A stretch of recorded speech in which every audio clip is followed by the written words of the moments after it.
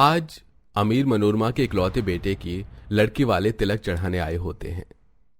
लड़के पक्ष की तरफ से तय किए अनुसार 2 तोले सोने की चेन, अंगूठी और 5 लाख रुपए कैश के साथ तिलक चढ़ाई की रस्म संपन्न हुई। अब आप होने वाले वर को तिलक कीजिए। जी पंडित जी।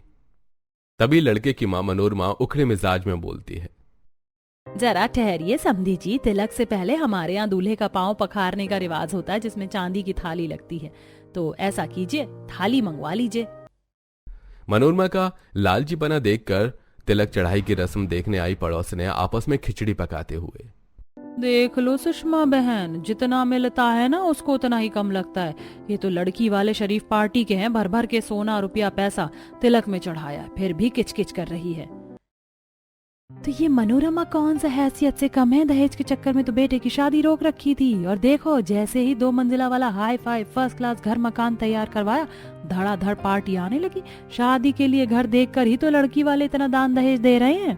वैसे बड़ी दिमागदार लुगाई है, तभी तो जेठानी ने 2 मंजिल का शानदानी मकान खड़ा कर लिया और देवरानी के घर की जड़ कमजोर ही रह गई। मेनका ये बात गरीब देवकी के परिवार वालों को सुनाती है। असल में दोनों पड़ोसी एक ही परिवार से थे, मगर देवकी का मनोरमा से मन नहीं मिलता था, जिसके कारण मनोरमा ने धोखे से पूरी पक्की जमीन खुद हड़प ली और देवकी के परिवार को कच्ची जमीन मिली, जो कि बरसात के महीने में हमेशा दलदली होकर कई गज नीचे धंस जाती थी। कमजोर छत के नीचे पूरा परिवार बैठकर रोटी खा रहे थे। मनोहर, कुंदन, एक एक रोटी और दूं? नहीं माँ, रहने दीजिए, मेरा पेट भर गया। केवल 2 रोटी खाकर तेरा पेट भर गया? बैठकर आराम से 2 रोटी और खा ले। दिन भर 2 रोटी के दम पर कैसे मेहनत करेगा? भाग्यवान, इस गर्मी के मौसम ने तहलका मचा रखा है, खाने का क्या मन करेगा। तुम्हें कितनी बार बोला है कि रोटी पानी थोड़ा सोच समझ कर बना लिया करो, ताकि घर में थोड़ी ठंडक आ जाए। देखो घर में कितनी घमस मची हुई है, कैसे नींद पड़ेगी भला। गर्मी से परेशान देवकी झड़क पड़ती है। देखो जी, एक तो वैसे ही गर्मी से मेरा माथा गर्म है, तुम और दाना पानी लेकर मत चढ़ो, क्योंकि आज मैंने सूरज डूबने के बाद बाहर आंगन में चूल्हा डालकर खाना पीना बनाया है। कितनी बार बोल दिया कि मकान की मरम्मत करवा लो। घर की छत दीवारें एकदम पतली चादर हो गई हैं, तो तपेगा ही। देवकी, तुम्हारा ये खाना देने के बाद झगड़ा करने का धंधा मुझे सबसे खराब लगता है। एक तो दिन भर बाहर से खट कर आओ और घर में भी चैन से रोटी खाना नसीब नहीं है। अरे हम बाप बेटे मेहनत कर तो रहे हैं, काम धाम का ठिकाना नहीं है, घर का खर्च निकालना ही भारी पड़ रहा है, तो घर की मरम्मत कहाँ से करवा ले।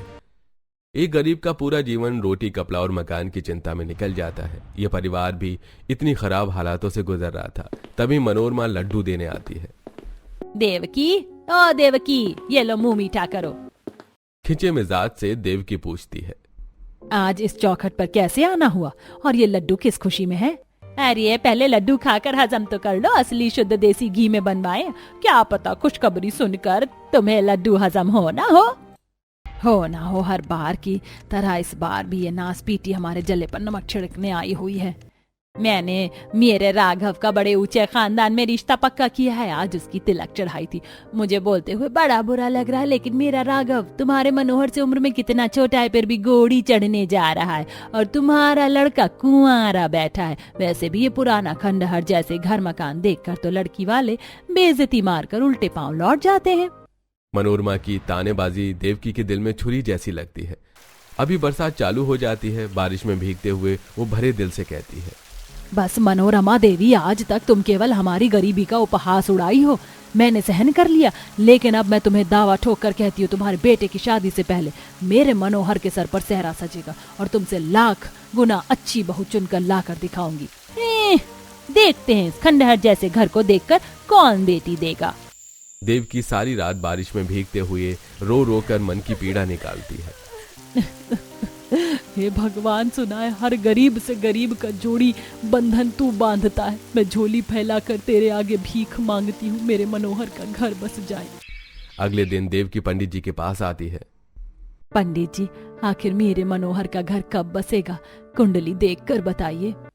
देवकी बहन, आपके लड़के का शादी का लगन बन चुका है। एक बड़ी संस्कारी और योग्य लड़की का रिश्ता आया, पर लड़की बड़े गरीब घर से है, तो परिवार दान देने में ये सब सक्षम नहीं है। पंडित जी, एक पिता अपने कलेजे का टुकड़ा दूसरे परिवार को सौंप देता है, इससे बढ़कर दहेज और क्या होगा। बस आपसे एक ही विनती है, शादी चटपट हो जाए। जी जी, फिर तो इसी हफ्ते के सावन की तिथि सबसे शुभ है। थोड़े दिन बाद दोनों घराने में बहू आ जाती है, जहां मनोरमा अपनी बहू पल्लवी का ट्रक भरकर दहेज देखकर स्वागत करती है। आ जाओ मेरी प्यारी पल्लवी बहू, तुम्हारा इस 2 मंजिला वाले इम्पोर्टेड ससुराल में स्वागत है। Thank you so much mummy ji. Pallavi बहू, ये जो मेन डोर पर चावल से भरा कलश रखा है, इसे दाएं पैर से गिराना, और हमारे कुल की मान्यता है कि चावल के कलश घर में जितना बिखरे, बहू के साथ अन्न धन वैभव आता है। ओह गॉड, सफर से इतनी ज्यादा टायर्ड फील कर रही हूँ, और मेरी टिपिकल सासू माँ को ये सो कॉल्ड रिचुअल्स निभाने की पड़ी हुई है। घमंड में बड़बड़ाते हुए पल्लवी कलश गिराकर 2 मंजिले वाले ससुराल में एंट्री मारती है, तो वहीं गरीब बहू के गृह प्रवेश के दौरान हल्की बूंदाबांदी चालू हो जाती है। जैसे ही सैंडल पहनकर कच्चे आंगन में वो उतरती है तो जमीन धंस जाती है, जिससे उसका संतुलन बिगड़ जाता है। कथा, तुम ठीक तो हो? कथा, तुम ठीक तो हो? हाँ जी माँ जी, मैं ठीक हूँ। पता नहीं सैंडल अचानक से मुड़ गई। कथा बहू, इसमें तुम्हारा कोई दोष नहीं। जमीन की मिट्टी दलदली भुरभुरी है, इसीलिए बड़े हिसाब से चलना पड़ता है। बारिश का मौसम चल रहा है ना, इसीलिए संभल कर रहना। जी माँ। शीतल, जा भाभी का स्वागत करवाने के लिए अंदर से आरती की थाली लिया। अभी लाई माँ। शीतल आरती की थाली कलश लाकर देती है और देव की स्वागत करती है। वहीं मनोरमा अमीर बहू को पूरा 2 मंजिला वाला घर दिखाती है। पल्लवी बहू, बाकी सारे कमरे, किचन, लिविंग रूम, हॉल तो तुमने देख लिया। अब अंत में तुम्हारे कमरे की बारी। आओ चलो, मैं तुम्हें तुम्हारा कमरा दिखाती हूँ। जी मम्मी जी। और ये कमरा मैंने खास तुम दोनों के लिए तैयार करवाया, हल्के रंग से पेंट करवाया। उम्मीद है तुम्हें पसंद आया होगा। तभी पल्लवी घमंड दिखाकर, मम्मी जी ट्रूली सेड, आपका कलर टेस्ट चॉइस बहुत खराब है। मुझे ये कलर कुछ खास पसंद नहीं आया। आज की डेट में बेडरूम में इतने डल कलर कौन पेंट करवाता है? आजकल तो पेंट का झमेला ही खत्म हो गया। इंटीरियर फ्लोरिंग का काम करवाओ, मैं अपने कमरे को अपने अकॉर्डिंग डिजाइन करूंगी। जैसा तुझे ठीक लगे बहू, तेरा कमरा है। मनोरमा को अपनी अमीर बहू पल्लवी का स्वभाव काफी ज्यादा खटकता है। वो कमरे में आ जाती है। अरे क्या हुआ भाग्यवान, ऐसे मुंह क्यों बना रखा है? क्या बताऊं दशरथ जी, मैंने इतना खर्चा लगाकर बहू के रूम में रंग पेंट करवाया, लेकिन पल्लवी बहू को पसंद नहीं आया। अब बहू को कमरा नहीं जचा तो जाने दीजिए। इसी तरह अगला दिन की शुरुआत होती है। कथा जल्दी उठकर भजन गाते घर आंगन से झाड़ू निकालती है। मन मेरा मंदिर, शिव मेरी पूजा, शिव के बिना नहीं कोई दूजा। बोलो सत्यम शिवम, बोलो हर सुंदरम, मन मेरे शिव की महिमा के गुण गाए जा। इतनी सुबह सुबह अपने 2 मंजिल वाले मकान की छत पर से एक्सरसाइज करते हुए मनोरमा। आज तो सुबह सुबह छत पर कितनी ठंडी ठंडी हवा चल रही है, मगर आसमान में इतने ज्यादा बरसाती बादल छाए हुए हैं कि सूरज की किरण फूटी नहीं, पता नहीं चल रहा। वरना आखिरी योगासन सूर्य नमस्कार करके नीचे चली जाती, थोड़ी देर और अनुलोम विलोम कर लेती हूँ। थोड़ी देर में मनोरमा छत पर टहलते हुए कथा को आंगन लीपते देखती है। देखो तो इस देवकी की बहू बिना किसी की जगाए उठकर घर के कामकाज निपटा रही है। जाकर देखती हूँ पल्लवी बहू जागी कि नहीं। ये आंगन की धसी जमीन लीपने में कितनी ज्यादा मिट्टी सूख रही है। ज्यादा समय तो घर की लीपा पोती में खप गया है। अभी पहली रसोई का खाना भी बनाना है। तभी शीतल देवकी अंदर से राशन लेकर आती हैं। भाभी ये लीजिए अनाज, दाल चावल चीनी आटा तेल। बहू क्षमा करना, अभी थोड़ा हाथ खिंचा सा है, इसीलिए अनाज का थोड़ा अभाव है। इसी में जो बन सके उसी से बहू भात की रस्म निभा लो। माँ जी मेरे लिए इतना राशन तो पहली रसोई के लिए एकदम पर्याप्त है, मैं सब कुछ बना दूंगी। संतोष भरे मन से प्रार्थना करके बहू चूल्हा जलाती है। हे अन्नपूर्णा माँ, मुझ गरीब बहू की रसोई में मैं आपको प्रथम निमंत्रण देती हूँ। सहायक होना माँ। सबसे पहले चूल्हे पर खीर चढ़ाकर चूल्हा पूजन कर लेती हूँ, फिर पूरी छान लूंगी और अंत में सब्जी बना लूंगी। झटपट का खाना तैयार हो जाएगा, मौसम भी बारिश का है। कथा खाना बनाने लगती है, तभी तूफान उठ जाता है और बरसात होने लगती है। तभी मनोरमा पल्लवी के कमरे में आती है। ये देखो, इतने ठंडे बारिश के मौसम में भी बहू ने फालतू में एसी चला रखा है। पल्लवी बहू, पल्लवी बहू उठ जाओ। क्या हुआ सासू माँ, क्यों कान के पास कचर कचर कर रही हो?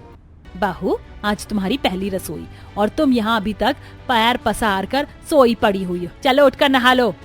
खुंदक खाते हुए पल्लवी पति को जोर से तकिया मारकर, राघव राघव राघव उठो।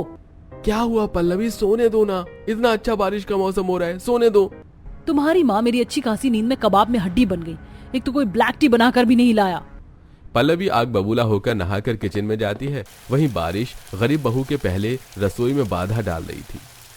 ये भगवान, इस इंद्र देवता को भी अभी बरसात लगानी थी। कितने ज्यादा तेल के छींटे उड़ रहे हैं, पूरी भी नहीं छानने में बन रही है। तभी घर के अंदर से बोरी ओढ़कर देवर आता है। बारिश के चलते आंगन में कीचड़ भर चुका था।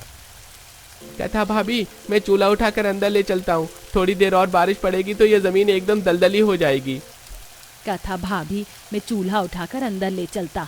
थोड़ी देर और बारिश पड़ेगी तो ये जमीन एकदम दलदली हो जाएगी। पर कुंदन देवर जी, आप जलता चूल्हा उठाकर कैसे ले चलेंगे? रहने दीजिए, मैं झटपट बना लेती हूँ। ठीक है, मैं पेड़े करवा देता हूँ। और चकला बेलन मुझे दीजिए कथा भाभी, पूरियां मैं बेल देती हूँ। कथा के दोनों देवर नंद बड़े प्रेम भाव से उसके साथ मदद करवाते हैं। वहीं मूसलाधार बारिश के चलते आंगन में काफी ज्यादा पानी जमा हो जाता है और मसाले बर्तन वगैरह उसे पानी में तैरने लगते हैं, जिस पर फर्स्ट फ्लोर से सास बहू देखकर खिल्ली उड़ाते हुए, सासू माँ जरा देखिए तो ये गरीब लोग कैसे कीचड़ में खाना पीना बना रहे हैं। मुझे तो देखकर घिनसी चढ़ रही है। हाँ तो किसने कहा हमारे आंगन में ताका झाकी करने को? अपने 2 मंजिल वाले मकान के अंदर जाकर बैठो ना। जुबान देखो कितनी लंबी है कीचड़ मिट्टी में रहने वालों की। पल्लवी बहू, कीचड़ पर पत्थर मारने से वो हमारे ऊपर उछल कर आता है। अंदर चलते हैं। अरे तुम दोनों सास बहू कहाँ चली गई थी? कितनी अच्छी बारिश हो रही है। जाओ पल्लवी बहू, सबके लिए आलू प्याज पनीर के पकौड़े बना कर लाओ। मैं क्यों पकौड़े बनाऊं पापा जी? घर में खाना बनाने के लिए मेड नहीं है क्या? बहू, जब घर में खाना बनाने के लिए नौकरानी लगानी पड़ेगी तो घर में बहू लाने का क्या लाभ? अभी हाल ही में 2 मंजिला का मकान खड़ा करवाने में इतने पैसे खर्च हुए हैं। खाना तुम बना लो। वैसे भी रसोई की जिम्मेदारी बहू की होती है। सॉरी सासू माँ, मगर खाना बनाने के मामले में मेरा हाथ खींचा खींचा सा है। मैं होटल से ऑर्डर करवा देती हूँ। बहू, माना कि तुम्हारे पास पैसे, इसका मतलब ये नहीं कि तुम इस कदर अफवाह खर्च करो। मैं बना लूंगी। पल्लवी अपना फोन लेके छत पर जाकर बारिश में नाचते हुए वीडियो बनाती है। वहीं कथा कुशल गृहिणी की तरह सबको बनाकर परोस कर खिलाती है। सब ये फिर तुमने बहुत ही स्वादिष्ट बनाई है और पूरी भी एकदम करारी खस्ता बनी है। पिताजी, हम सबको ये स्वादिष्ट भोजन खिलाने के लिए भाभी ने सब कुछ बारिश में भीग कर बनाया है। क्षमा करना कथा बहू, जो तुम्हें बिना रसोई का इस तरह खुले में भारी बारिश में चूल्हा पूजन करना पड़ा। रसोई का साधन नहीं है और तुम घर की हालत तो देख ही रही हो, कितनी कमजोर, पुरानी और कच्ची हो गई है। इसीलिए हमने सोचा है अब जड़ से ही मकान तोड़वाकर नया 2 मंजिल का मकान बनवाएंगे। आपके मुंह में घी शक्कर माँ। अभी ठेकेदार से बातचीत हो रही है। एक 4-5 मंजिल की फैक्ट्री बनाने में हम तीनों को राजमिस्त्री का काम मिल रहा है। बस आज बात बन जाए तो पैसे मिल जाएंगे, तो इधर अपने घर की नींव रख देंगे। जी, आप सकुशल से जाइए। मैं प्रार्थना करूंगी कि ये कॉन्ट्रैक्ट आप तीनों को ही मिले। तभी मकान की दीवारों से काफी तेजी से पानी घर के अंदर घुसने लगता है और मिट्टी झड़कर कुंदन की थाल में परोसी गई खीर में आ जाती है। मैंने खीर चखा भी नहीं था और सारी की सारी मिट्टी पड़ गई है। कोई बात नहीं कुंदन भैया, आप ये खीर खा लीजिए। बहू, तूने अपने हिस्से की खीर कुंदन को परोस दी तो क्या खाएगी? माँ जी, मुझे मीठा कुछ ज्यादा पसंद नहीं है, इसीलिए। सब लोग कथा के परिवार के लिए समर्पित भाव देखकर खुश होते हैं। वहीं तीनों को काम मिल जाता है और 1 हफ्ते के अंदर एडवांस मिल जाता है। रोजाना मानसून के चलते भारी बारिश से उनके घर की जमीन बिल्कुल दलदली होकर और ज्यादा धंस जाती है। वहीं पानी चौखट से घर में भरने लगता है। इस सावन भादों के मौसम ने तो बड़ा सता कर रख दिया। आज तो घर में घुटने तक पानी भर गया। खाना पीना बनाना भी दूभर हो। तभी सुरेंद्र दोनों बेटों के साथ बारिश में भीगते हुए घर के अंदर जाता है, जहां अब घर में बारिश का इतना ज्यादा पानी जमा होने के चलते मेढक भी भरे हुए थे। माँ, भाभी, मेढक! ये भगवान, एक तो सवेरे से ये बारिश नहीं छूट रही और ये नास पीटा मेढक आ गया पता नहीं कहाँ से। माँ जी, मैं फेंक देती हूँ, ठहरिए। कथा मेढक को उठाकर बाहर फेंकने जाती है। तभी बारिश के चलते दलदली जमीन में उसके पैर काफी अंदर तक धंस जाते हैं, जिसे देखकर बालकनी से मजाक उड़ाते हुए पल्लवी। सही है कथा, बारिश के असली मजे तो तुम ले रही हो। धंसे ससुराल में सारा दिन कीचड़ साफ करते हुए गुजरता है। कथा की आंखों में आंसू आ जाते हैं। पल्लवी, किसी के बुरे हालातों का इतना भी अपमान मत करो, क्योंकि वक्त बदलते देर नहीं लगता है। तभी पल्लवी अकड़ते हुए बोलती है। रस्सी जल गई पर बल नहीं गया। सारे पिज्जा का मजा किरकिरा कर दिया। तभी मनोरमा भड़कते हुए आती है। पल्लवी बहू, तुम यहाँ बालकनी में बैठी हुई हो, पूरे घर में बारिश के पानी से किचकिच मच गई है। पोछा मारकर सुखा दो। मैं और पोछा मारूं? माय फुट मम्मी जी, आप इतनी कंजूस मक्खी चूस क्यों हैं? कम से कम साफ सफाई के लिए मेड लगवा लीजिए। इस लंबे चौड़े 2 मंजिल के मकान में मैं कितने कमरे की साफ सफाई करती फिरूंगी? ये सब मेरे बस की नहीं है। हद है बहू, जितना मैं तुम्हें उंगली पकड़ा रही हूँ तुम सर पर चढ़ती जा रही हो। तुम्हारे होते हुए भी मैं दोनों टाइम का खाना पीना बना रही हूँ। मम्मी जी, मुझ पर दाना पानी लेकर मत चालू होइए और मेरे लिए खाना भी मत बनाइए, मैं ऑनलाइन ऑर्डर कर लूंगी।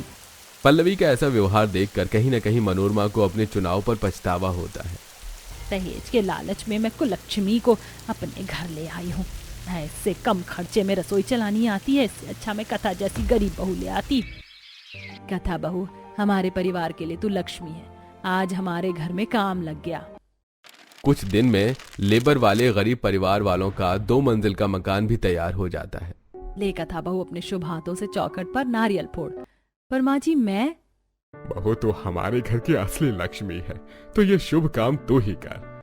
तभी जलन खाई हुई मनोरमा आकर चुटकी लेते हुए, अरे बहू, नारियल जरा आहिस्ता से फोड़ना, वरना कहीं ऐसा ना हो ये कच्ची जमीन की नींव फिर से अंदर की तरफ धंस जाए। माँ, कहीं से जलने की बहुत ही तगड़ी सी बू आ रही है। हाँ शीतल बेटी, आज घर के बाहर नींबू मिर्ची लटका देंगे। लोगों को तो मिर्ची लगी पड़ी है, इसीलिए टोक मार रहे हैं। शीतल देवकी का टेढ़ा जवाब सुनकर मनोरमा अपने मुंह में मिट्ठू बनकर रह जाती है।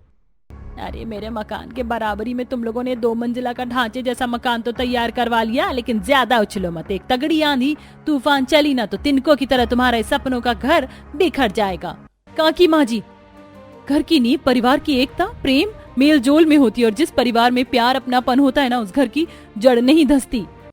कोई जवाब न बचने पर मनोरमा चुपचाप अपने घर लौट जाती है, जहां बारिश के चलते उसके मकान की दीवारों में जगह जगह सीलन आ रही थी।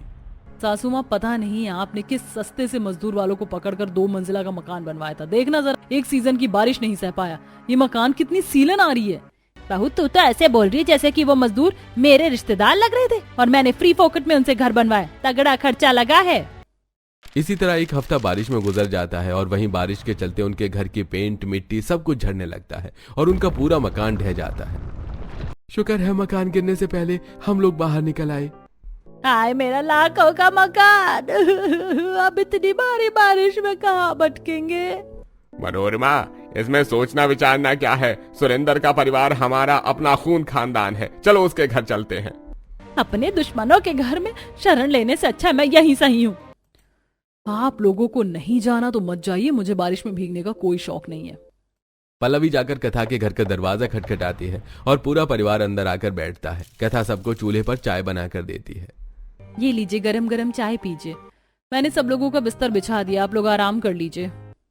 गरीब परिवार वाले पूरे परिवार वालों का दिल खोलकर आदर सम्मान करते हैं।